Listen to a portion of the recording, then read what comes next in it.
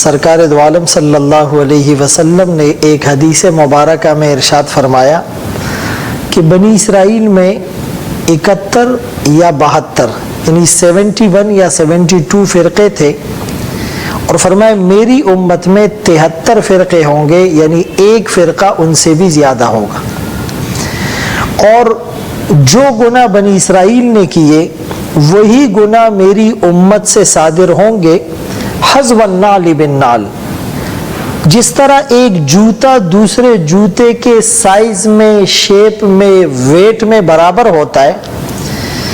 کوئی huge difference in میں نہیں ہوتا، بالکل اسی طرح اس امت سے بھی اس طرح کے گناہ ہوں گے۔ ایون کہ اگر بنی اسرائیل میں کسی نے اپنی ماں سے اعلانیتاً زنا کیا ہوگا تو فرمایا میری امت میں بھی ایسے لوگ پیدا ہوں گے جن سے یہ گناہ کبیرہ سرزد ہوگا۔ صحابہ اکرام رضوان اللہ تعالی علیہم اجمعین وہ بڑے متجسس ہوئے اور سوال پوچھا آقا کہ ان 72 یا 73 فرقوں میں نجات والا فرقہ کون سا ہوگا؟ ہر ایک کا دعویٰ ہوگا ہم حق پر ہیں، ہم رائٹ ہیں، لیکن ہمیں کیسے پتہ چلے گا؟ آقا کریم تاجدار مدینہ محمد مصطفیٰ احمد مجتبیٰ صلی اللہ علیہ وسلم نے ایک مختصر سا جملہ، ایک بہترین سا جملہ ارشاد فرما کر ہم سب کی مشکلوں کو آسان کر دیا۔ فرمایا ما انا علیہ و اصحابی، آج جس طریقے پر میں اور میرے صحابہ ہیں، جو اس منہج پہ چلے گا وہ حق پر ہوگا۔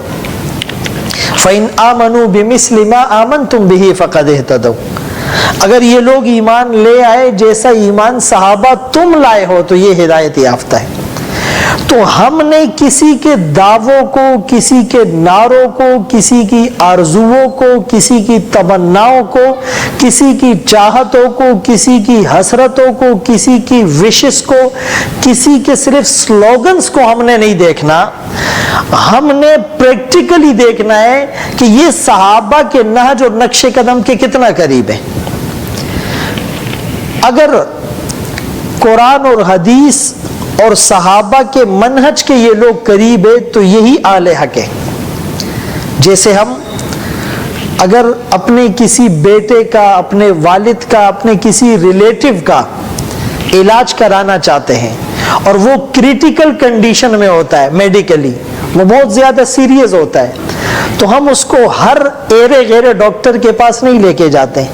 عطائی ڈاکٹر کے پاس نہیں لے کے جاتے، ایک نان کوالیفائڈ ڈاکٹر کے پاس نہیں لے کے جاتے۔ ہم تھوڑی سی تحقیق کرتے ہیں، تھوڑی سی سٹرگل کرتے ہیں، تھوڑی سی جستجو کرتے ہیں، ایک کوالیفائڈ ڈاکٹر کون سا ہے،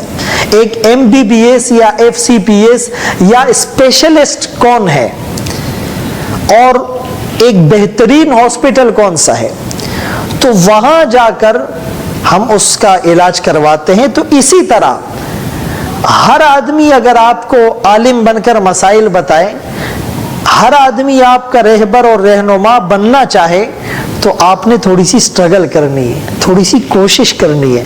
اہل حق کو پہچاننا ہے، ان کے کردار سے، ان کی گفتار سے، ان کی صورت سے، ان کی سیرت سے، ان کے اقوال سے، ان کے افعال سے، ان کی پریکٹیکل لائف سے، ان کے اسکول آف تھاٹ سے، ان کے ایم آف لائف سے،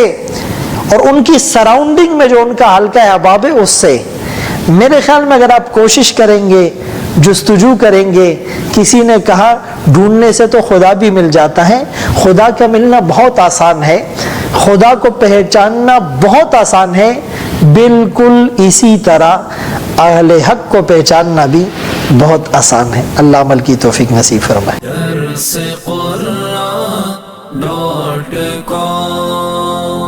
www.darsequran.com